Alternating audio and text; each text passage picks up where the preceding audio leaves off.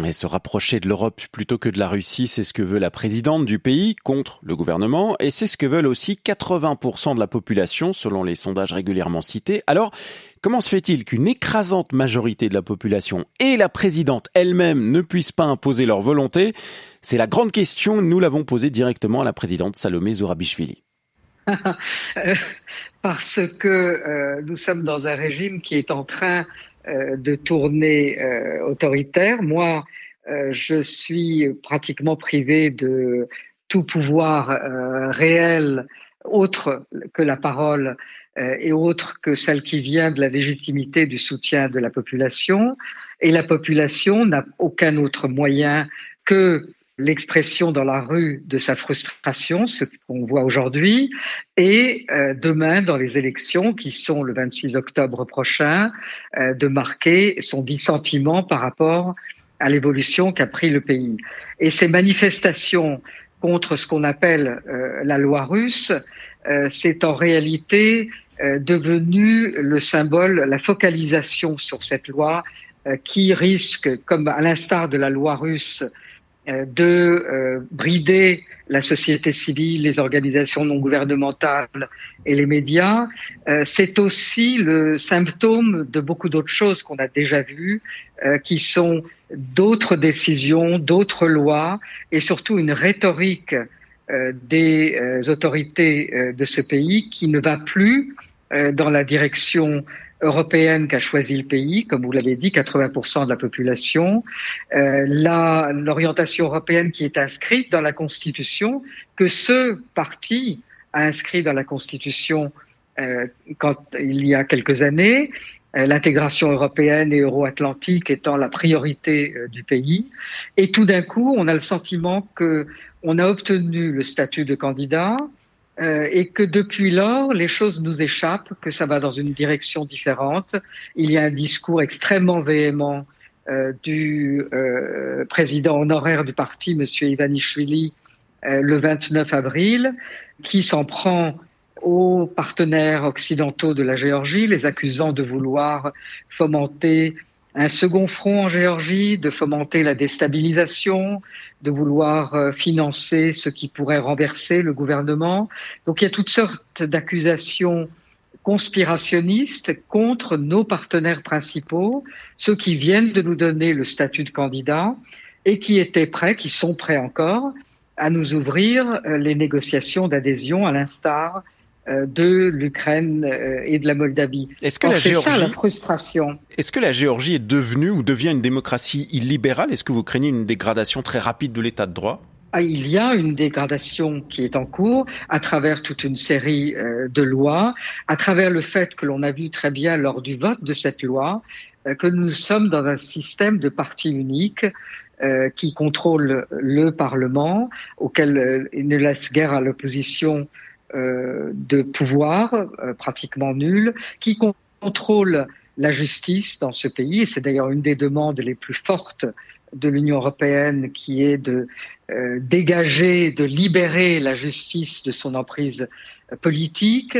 Ce parti unique contrôle les autres éléments institutionnels, c'est-à-dire toutes les commissions de régulation des médias, contrôle la Banque centrale aujourd'hui.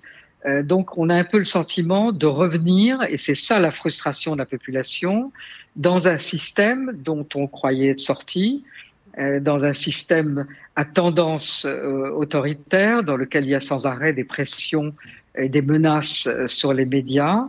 Et la loi ne fait qu'incarner un petit peu cette crainte et ces signes que l'on voit d'une dégradation et d'aller dans un sens différent de celui de l'intégration européenne. Vous avez mentionné l'Ukraine, on entend beaucoup la comparaison avec le mouvement de la place Maïdan en Ukraine en 2013 quand la majorité de la population voulait le rapprochement avec l'Union européenne et a fait tomber le président qui était lui pro-russe avec tout ce qui a suivi et jusqu'à aujourd'hui on le voit en Ukraine. Est-ce que la comparaison est valable ? Et les comparaisons ne sont jamais raison. La comparaison est valable parce que nous sommes tous dans cet espace post-soviétique où il y a toujours des similarités, parce que nous sommes tous en train de sortir de ce qui est le post-soviétisme dans les institutions. Quand on a des écoutes dans le pays où tout le monde est écouté aujourd'hui encore, nous sommes encore dans le post-soviétisme. En revanche, quand on voit la jeunesse qui est depuis un mois dans les rues de Tbilissi et qui manifeste pacifiquement, en chantant, en dansant et avec un très grand espoir de l'avenir, on n'est plus dans le système post-soviétique.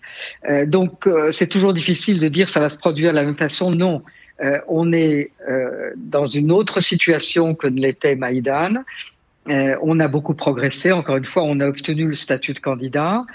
On est à la porte de l'ouverture des négociations d'adhésion. La population n'a jamais changé, ce qui n'était pas le cas pour l'Ukraine, n'a jamais varié et a toujours opté à 80% pour l'intégration européenne. Et aujourd'hui, c'est monté à 85%. Donc tout ça, c'est extrêmement solide.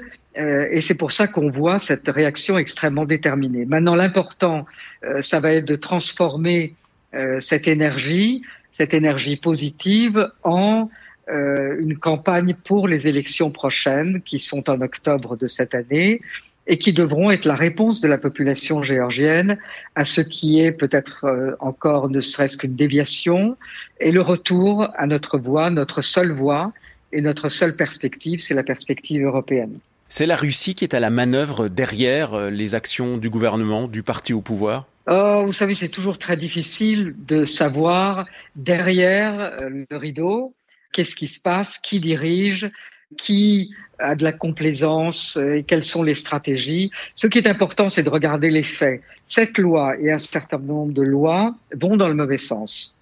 Donc, il faut arrêter.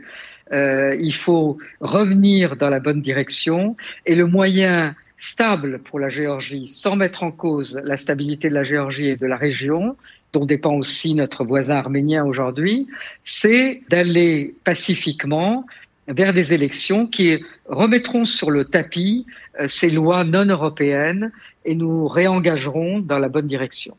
Est-ce que vous redoutez une intervention directe de la Russie qui occupe déjà 20% de votre territoire? Vous savez, dans les voisins de la Russie, personne ne peut jamais dire que l'on ne redoute pas ce qui a été la marque et la signature de la Russie impérialiste depuis qu'elle existe en Russie, en Union soviétique, à nouveau en Russie.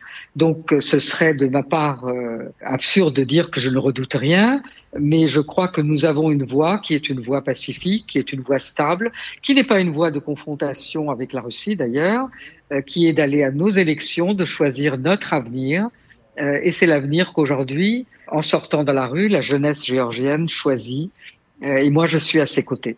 Mais il n'est quand même pas de l'intérêt de la Russie de voir la Géorgie se rapprocher de l'Union européenne, ou même de l'OTAN. Mais ça se fait calmement, ça se fait progressivement. Ça fait 30 ans que nous sommes sur cette voie et que la guerre ou l'occupation de 20% de notre territoire par la Russie n'a pas réussi à modifier notre direction principale et qui reste celle qu'approuve la très très grande majorité de la population géorgienne. Donc ça ne changera pas. Qu'est-ce que vous attendez de l'Union européenne et des États-Unis? Est-ce qu'ils ont un rôle à jouer là? Le rôle à jouer, c'est à nous de mener cette transition jusqu'au bout et de la façon la plus stable possible. Mais ce que l'on a besoin d'avoir de leur part, c'est de la clarté dans leur soutien à cette voie européenne de la Géorgie, à cette voie européenne de la population.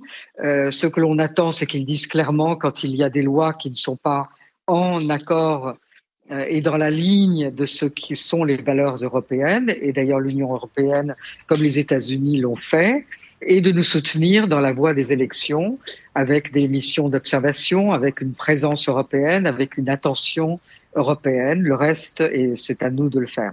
Mais en quoi ce qui se joue maintenant en Géorgie, au fond, est important, significatif pour l'Europe? Pour l'Europe, c'est important et significatif parce que la stabilité de cette région est importante. C'est la stabilité sur la mer Noire, c'est la stabilité des grands projets d'infrastructures qui passent tous par la mer Noire et par cette région, les liaisons, que ce soit énergétiques, surtout maintenant que la Russie est isolée par le réseau de sanctions, nous sommes la voie alternative. L'Arménie est en train d'opérer un tournant, de revenir elle-même à son destin européen, et ça c'est très important aussi. Et nous partageons fondamentalement les mêmes valeurs européennes, nous les partageons depuis des siècles, avant même que l'Europe ne soit constituée en Union européenne et que ça ne devienne un projet politique.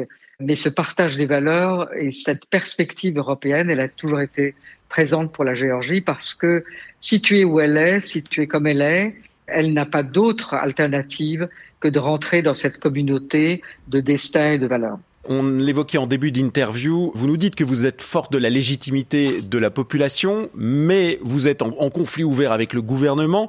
Finalement, vous ne pouvez pas faire grand-chose d'autre que parler. C'est ce que vous nous avez dit. Est-ce que votre position est tenable et jusqu'où elle est tenable ? D'abord, je ne suis pas en conflit ouvert avec qui que ce soit. Le gouvernement peut être en conflit avec moi, à certains moments. Moi, je suis là où est la population géorgienne. Je suis sur la ligne avec laquelle j'ai été élu, qui est cette voie européenne de la Géorgie. Je n'ai jamais eu d'autre raison de me porter à la candidature de la présidence que de servir cette voie européenne. C'était d'ailleurs le même dessein qui m'orientait quand j'ai été ministre des Affaires étrangères d'un précédent gouvernement géorgien.